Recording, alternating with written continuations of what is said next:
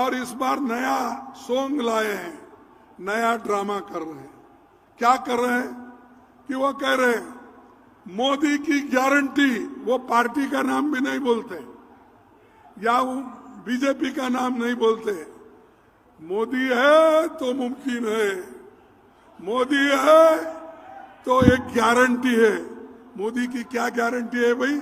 मैंने जो गिना था वही गारंटी, नहीं देने का गारंटी, ये मोदी की गारंटी। और ये हर जगह कह रहे हैं मेरी गारंटी। अरे ये गारंटी तो हमारा शब्द है, मोदी ने चुरा लिया, चुरा लेके आज मेरी गारंटी मोदी गारंटी बोल रहे। अरे हमने तो हिमाचल में गारंटी दी और प्रियंका जी यहाँ है, उन्होंने खूब मेहनत किया और वहां की सरकार हमारी आई।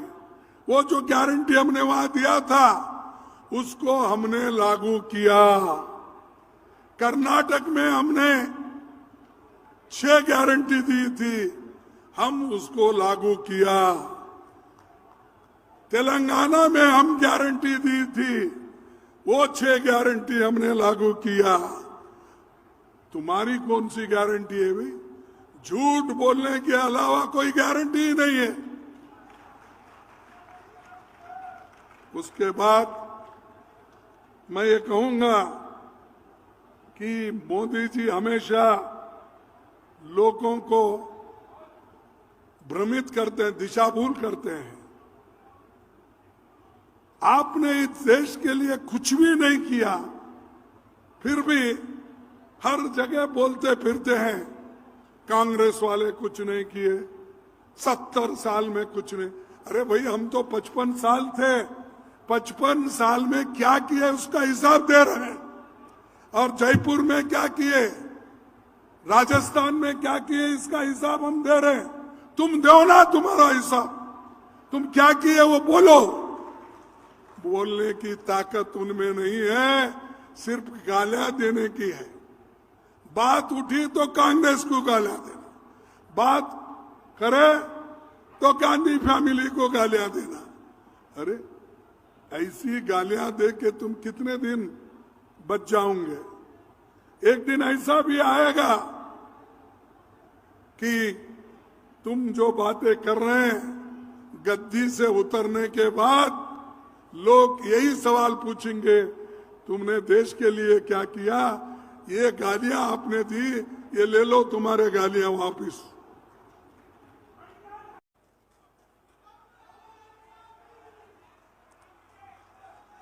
आज पूरे विपक्ष पर हमला है।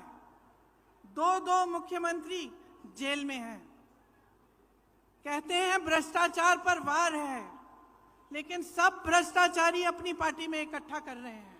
सारी पार्टियों के जितने भ्रष्टाचारी हैं उनको सब न्योता देके, वो निमंत्रण देके ले रहे हैं, और अचानक उनकी पार्टी में जाते ही स्वच्छ हो जाते हैं, कोई उनके बारे में सवाल नहीं उठाता।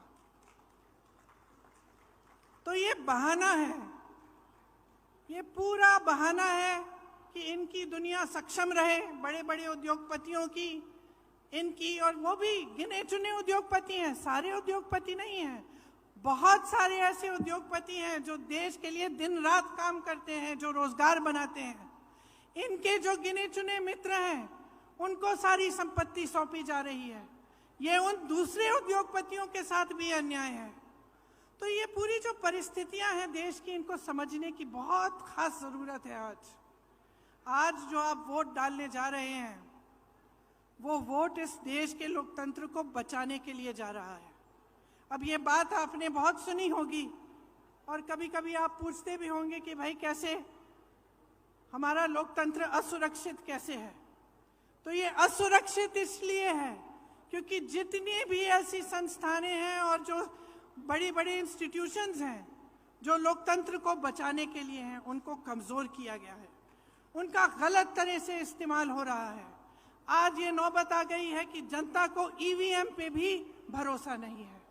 जनता ये भी नहीं जानती कि अगर वोट डालेंगे तो क्या हमारा वोट सही तरह से डलेगा कि नहीं। तो इन परिस्थितियों के बीच जो हमारा न्याय पत्र है, इसमें हमने कुछ ऐसी घोषणाएं की हैं जो हम चाहते हैं कि जब हमारी सरकार आएगी हम आपके लिए करके दिखाएंगे। इसका प्रमाण ये है कि हमने प्रदेशों में करके दिखाया है। जिन प्रदेशों में हमारी सरकार रही उनमें राजस्थान भी था। आपने देखा कि राजस्थान में किस तरह से जो स्कीम लागू करवाई थी, और जैसे मैंने कहा चिरंजीवी जैसी स्कीमें जिससे आपको पूरी तरह से स्वास्थ्य की सुविधाएं मिलती थी।